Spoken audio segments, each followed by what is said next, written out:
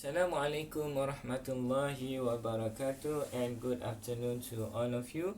So in this video we will discuss on the relationship between a Laplace transform and Fourier transform. Okay, as we understand, okay, in the previous video, Laplace transform is a generalization of a Fourier transform. Okay, let's start with writing Fourier transform. Definition of Fourier transform. Okay, for a given signal, if we have a signal xt, and then Fourier transform for our signal xt will be equal to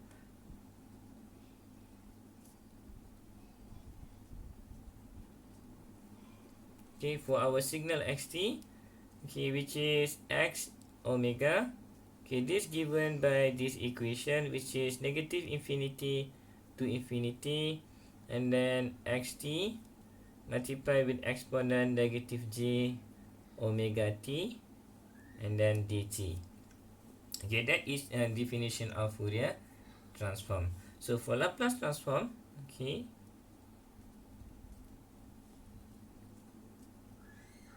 this given by this equation. So we have xs, which is Laplace transform for our xt. So this will be from negative infinity to infinity, which is bilateral Laplace transform, and then xt multiply with exponent negative st dt. Alright, where our st, our s is actually sigma plus j omega, where sigma s is a complex number, and then sigma is the real part and j omega is the imaginary part. So when we include this equation, this value of s into the equation, so we have x s will be equal to, from negative infinity to infinity, xt exponent negative sigma plus j omega, and then multiply with t, and then we will integrate over dt. So this will give us integration from negative infinity to infinity. We have xt exponent negative sigma t multiply with exponent negative j omega t, and then we will integrate over dt. If you notice, if I group this xt and exponent negative sigma t, so if we compare with Fourier transform, so the difference is just for Laplace transform, we multiply xt with exponent negative sigma t, the signal xt. So this actually, if we refer to Fourier transform, xs will be equal to Fourier transform of our xt multiply with exponent negative sigma t. Right? So we have xt over here in Fourier transform, and then multiply with exponent negative j omega t. For Laplace transform, we multiply xt with exponent negative sigma t. So because of that, because of we multiply xt with exponent negative sigma t, so we can consider Laplace transform is a generalized form of a Fourier transform transform. So as we understand that, so we have extra for Laplace transform, we multiply xt with exponent negative st, where this exponent negative st, sometimes we call it as convergent factor. This is convergent factor.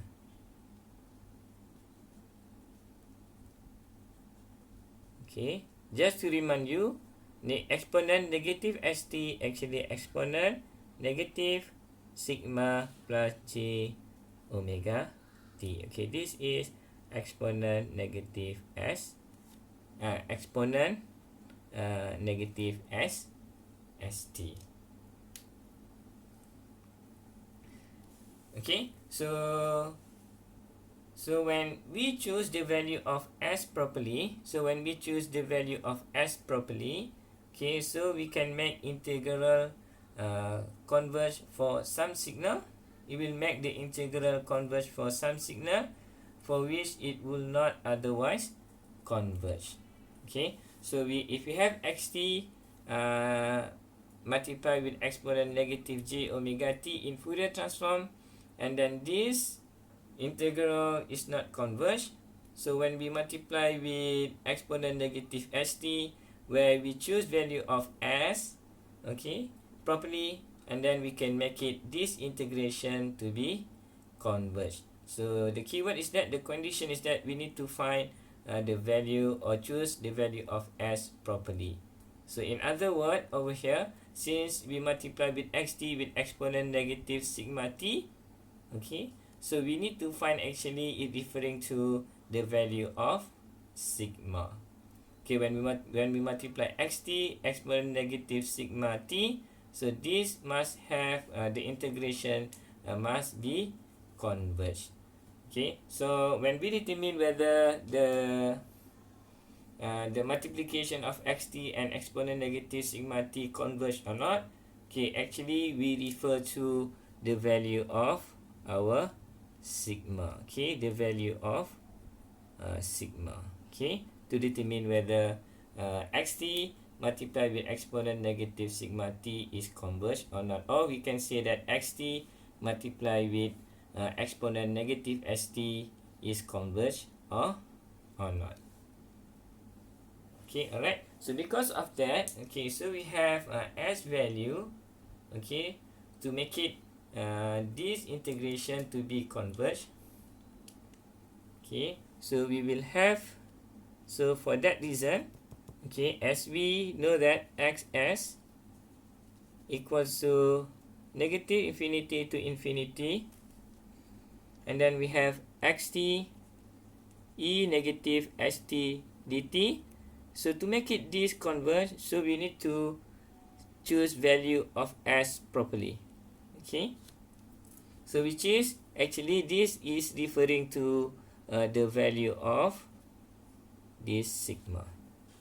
Okay, so which is multiplied by xt, so the total of this one must be converged. Okay, so because of that, we have what we call a region of convergence. Okay, which is actually, to be precise, this is referred to value of sigma. Okay, the value of sigma, okay, is referring to the value of sigma, which is we refer to the range value of sigma, then can give xt multiplied with exponent negative st can be converged, converged. Okay, or we call it the integration of xt dot exponent negative st to be converged. So we can write this way. So this is region of convergence, okay, which is this is equal to real value of s. Okay, when we referring to real value of s, actually we referring to the sigma value, and then so depending on the sigma value, for example, in the range of more than 0, for example, this will make the integration to be converged.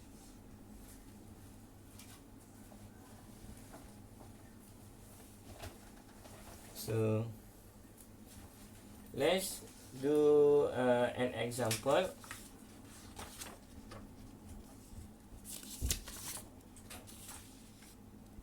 Okay, so let's do an example over here.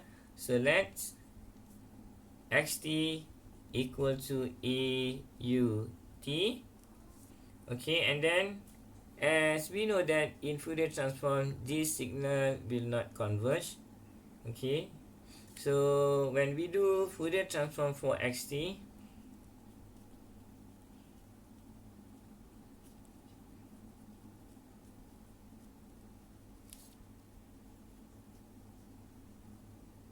okay, so we have x omega.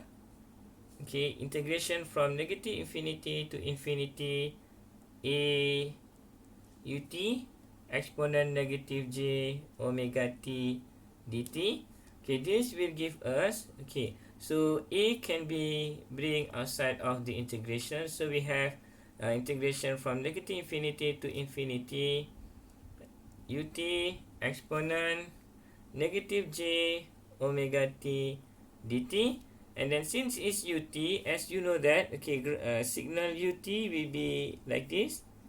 Okay, so this is signal ut where you have amplitude of 1, okay, for t from 0 to infinity, and then we have a 0 value from negative infinity to 0. So for that reason, so we consider only a positive value, which is from 0 to infinity. So the limit of the integration now can be changed from 0 to infinity, as the amplitude of ut is equal to 1. So that's the reason we put 1 over here, exponent negative j omega t dt. This will give us a integration from 0 to infinity, exponent negative j omega t dt. Okay, but this does not converge. Okay, but this does not converge. Okay, we cannot solve this. Okay, this does not converge.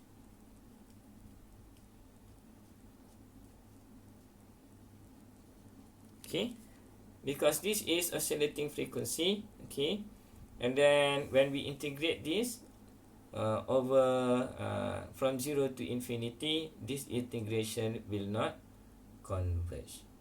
So because of that, okay, if in Laplace transform, so if you multiply this signal with exponent negative sigma t, so we have over here, so we have negative infinity to infinity, and then we have the signal a ut, okay, which is xt, and then we multiply first this signal with exponent negative sigma t,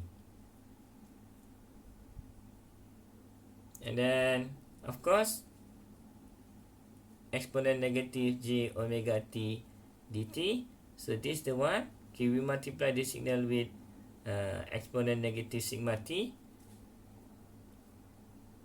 Okay, so this will be different now, because we have right now, when we multiply a ut with exponent negative sigma t, so this will be will become a converged signal. Okay, so we have a ut, which is this one, and then we multiply this with exponent negative sigma t.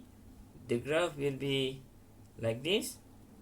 Okay, when we multiply this will be equal to the same thing, which is exponent negative sigma t, but now it start from 0 to t and goes to 0, and then this one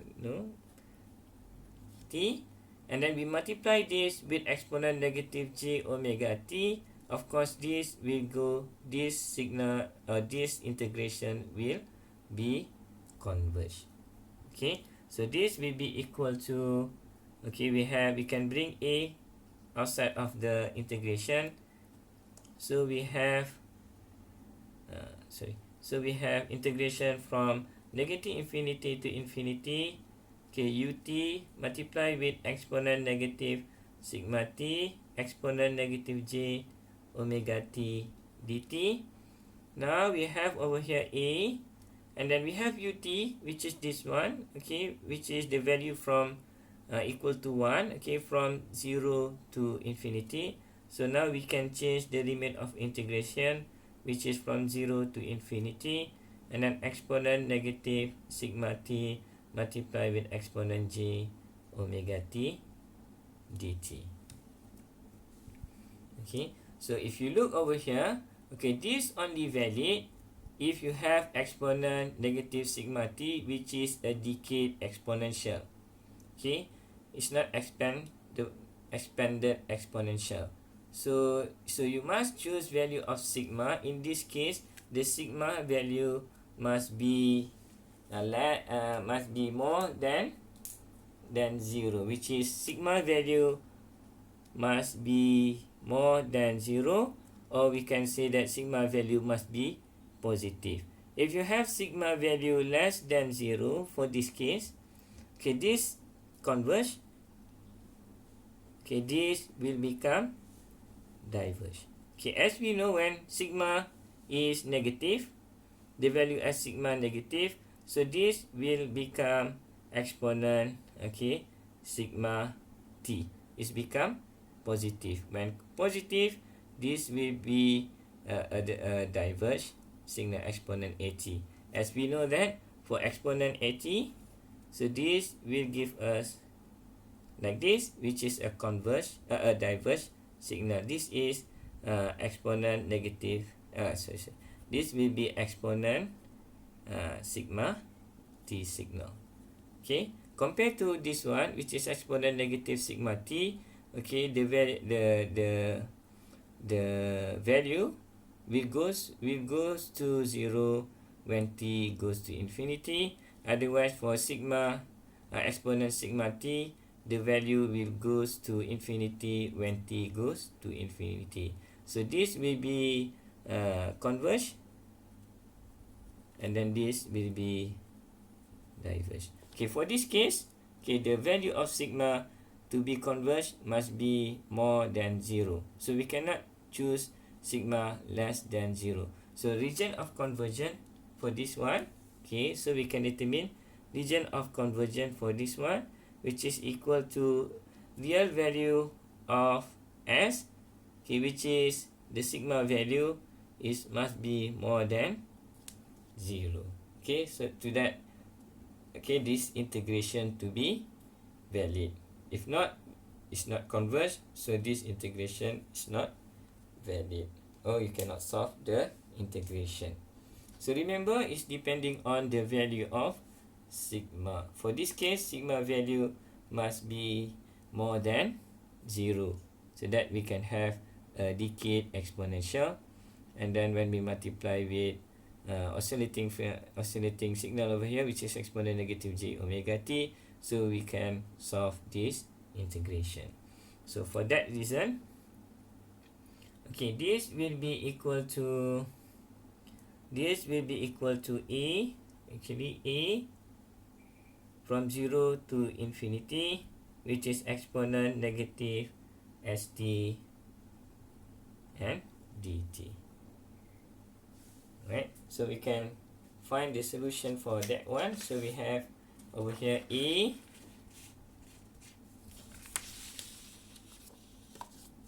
so this will be equal to